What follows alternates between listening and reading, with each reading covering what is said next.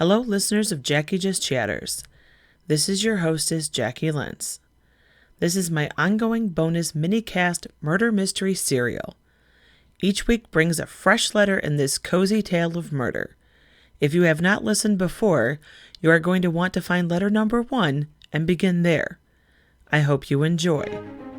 To silence a scandalmonger, murder in an English village. Welcome to another installment of this audio drama. Play along as you step into the role of one Gwen Armstrong, who is living in 1951 Oxford, England, and is in the final months of earning her bachelor's degree in history from St. Hugh's. Your post is full of regular letters from your Aunt Ivy and other occupants of the charming village of Upper Stock Green. On the surface, it seems a serene picture of stone cottages, beautiful green countrysides, and charitable neighbors. But underneath, in the darkness, a sinful world hides, and the shadow beats the heart of a murderer. By the time the last letter arrives, can you identify the killer?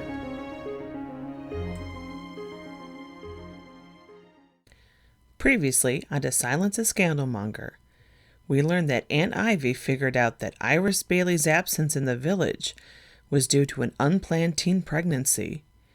Clearly, that is something her parents, Mr. and Mrs. Bailey, who run the post office, want to keep private. What the father of the child wants is anyone's guess, as Ivy hasn't discovered his identity. Yet. But which is the bigger shocker? The baby, or the fact that Mrs. Owen saw Reverend Fernsby sharing a lover's tete-a-tete with Miss Berrycloth, first thing in the morning behind the tea shop? What will Ivy uncover next? Let's join this week's adventure, shall we? A letter to Gwen from Aunt Ivy. 11th of February 1951, Rabbit Hill Cottage, Upper Stock Green, England. Dear Gwenny, hello darling girl. You sounded tired in your last very short letter. I worry about you working too hard. You are so much at your studies you barely have time to write your favourite aunt. I can think of no other reason for the lack of proper mail. I am sure that will be rectified shortly, though. Mrs. Owens and I have been getting the guest room ready for your Easter holiday visit, and also talking about the menu. I know it is months away, but I am so excited to see you again. I am not the only one looking forward to seeing you again. Should I plan on inviting any special guests for dinner while you are here? Thank you for the one letter describing your essay on Women in Post-Industrial England compared to Postmodern England. I honestly did not understand it very well. How can we be postmodern? Modern is now. To be postmodern would be in the future. How does one write an essay about something that hasn't happened yet? Are you allowed to just make things up? I shared it with the ladies of the Women's Institute at our monthly meeting. Most of them were as confused as myself. Miss Brooke Turner, the local librarian, said she thought your essay most clever and babbled on with some nonsense. I don't think she understood it any better than the rest of us. She just wanted to look smarter than she is. She didn't go to university, now did she? Most of the ladies were interested in talking about the Archers. Have you been listening to this new drama on the wireless? It is giving us plenty to talk about. How pleasant to have new things to discuss besides when is rationing going to end, the King's health, or Mrs. Gibson going on about Mr. Gibson's battle with gout. There is only so many things one can say about gout. The woman is a bit tiresome. Our recent meeting, held at Miss Turner's home, was a very interesting one indeed.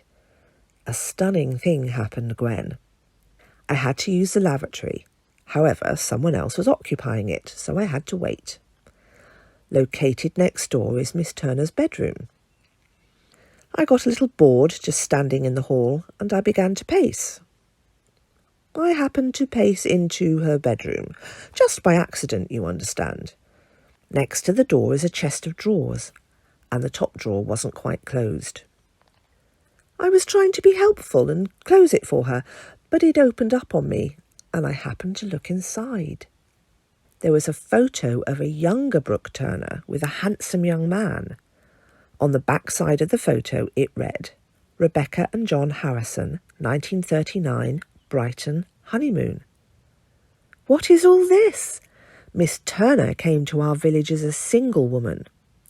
Do you think you could use any of that fancy education of yours and figure this mystery out? What is the true identity of the president of our Women's Institute chapter? Not only is she hiding her identity, but also other items in that drawer. They were shocking. She had these lacy, silky, incredibly revealing undergarments. She is supposed to be a respectable village librarian, and under her proper grey and flannel suits are items that I would only expect to be worn by women who earn their bread selling their virtue. I won't be able to look at her the same again. Do you suppose she is one of those socialists? Alexandria Gastrell asked me over for tea. She and her husband, Mr. Caleb Gastrell, are the ones who live in the big manor house. Mr. Gastrell fancies himself as the squire of the village. He is the only one who sees it that way.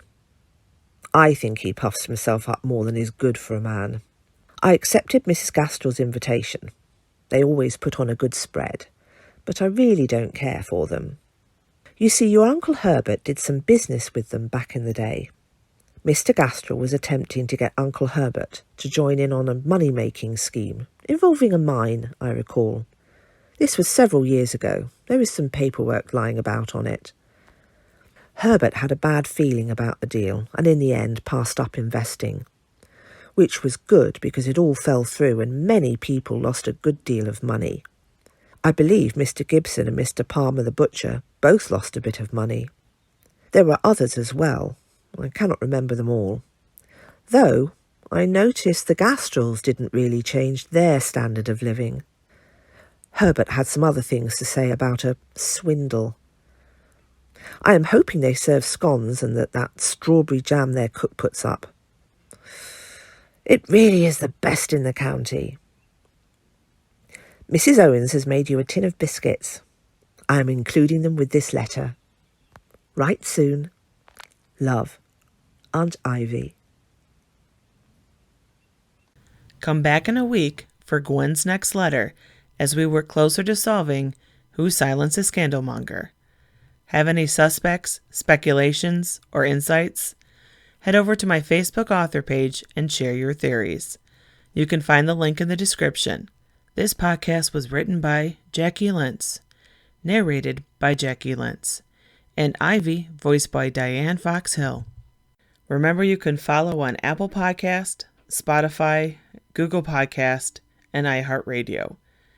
Or you can find me, like, and subscribe on YouTube.